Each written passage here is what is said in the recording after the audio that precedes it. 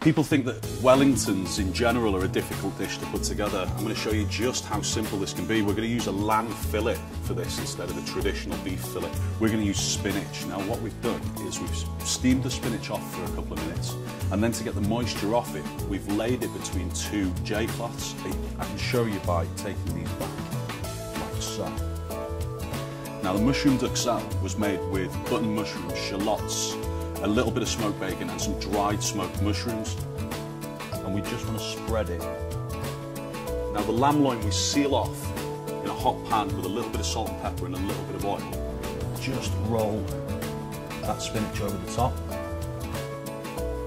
picking up the J-cloth again and just roll it over again, and we've got our perfectly encompassed lamb loin. Nice and tidy, 2 or 3 minutes, not a problem to do.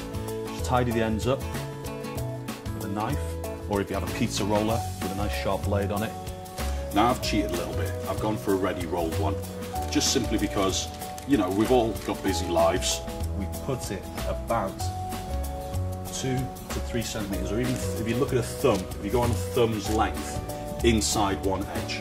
And we're going to use this yolk and water to just create that seal around this pastry. If we were doing these in the restaurant, we would pretty much bake them like that. We'd egg wash them, stick them in the fridge, and then when we got one on order, we'd bake it to order. And into that hot oven, like so. Now we're going to get on with this rosemary and red currant sauce.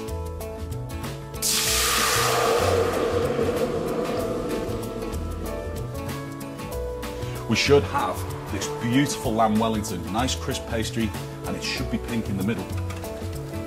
Lovely pastry. We cooked some cabbage earlier on, and we've just dressed it with a little bit of butter. Our lamb Wellington with rosemary and red currant sauce.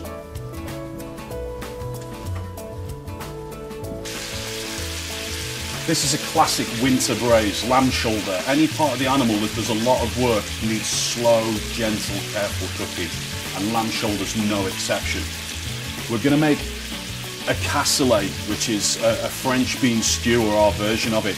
We need to get some aromatics in that pan that are going to cook nice and slowly alongside the lamb. Onion and celery, a whole head of garlic goes into there too.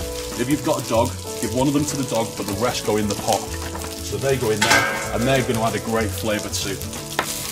We've got a lovely colour on this lamb now, so it's just going to go straight in that pan on top of the bones and the vegetables that we've been caramelising down. Good glug of port. That again is to take all the chewy bits off the bottom of the pan. You can make your own stocks and freeze them down.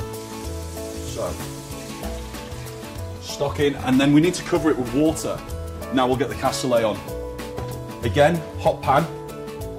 We've got onion, carrot, celery. Into that we're going to add a little bit of thyme.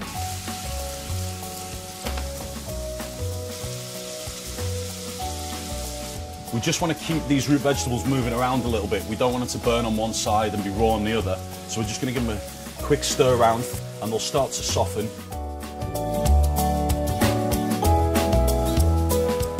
Now all casseroles need a really, really good base of flavour to come from, and you've got the perfect stock cooking away here. Get some of that lovely lammy stock going into there. So this cassoulet's been bubbling away. We just need to have a little taste to check salt and pepper. And then through again, we get these lovely discs.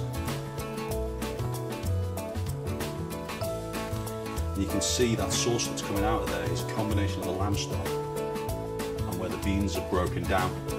So gently lift our discs of lamb on top.